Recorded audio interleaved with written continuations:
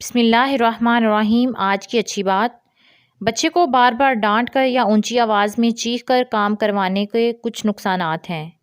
ذرا غور کیجئے، جن کو بالکل بھی جھٹلایا نہیں جا سکتا۔ بچہ وقتی طور پر آپ کی بات سن لیتا ہے، مگر بددلی سے یا آپ کا بتایا گیا کام کر لیتا ہے، لیکن سچی نیت اور پوری لگن سے نہیں کرتا۔ اس طرح سے کیا گیا وہ کام معیاری نہیں ہوتا۔ آپ کو اوائڈ کرنا شروع کر دیتا ہے اور باتیں چھپانا یا جھوٹ بولنا شروع کر دیتا ہے۔ آپ کے ساتھ بدتمیزی کرنا شروع کر دیتا ہے۔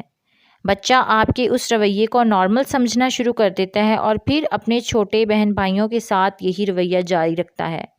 ہم والدین کو اپنے رویوں میں مثبت تبدیلی کی ضرورت ہے تاکہ ہمارے یہی رویے بچوں میں منتقل نہ ہوں۔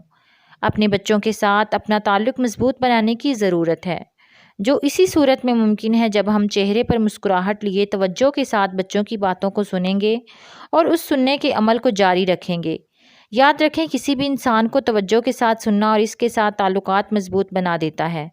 جب کبھی بھی آپ کا بچہ آپ کی بات نہ سن رہا ہو تو آواز اونچی اور لہجہ سخت کرنے کی بجائے آواز دھیمی، لہجہ نرم اور چہرے پر مسکراہٹ کے ساتھ بات کیجیے اور پھر اس کے رزلٹ دیکھیے۔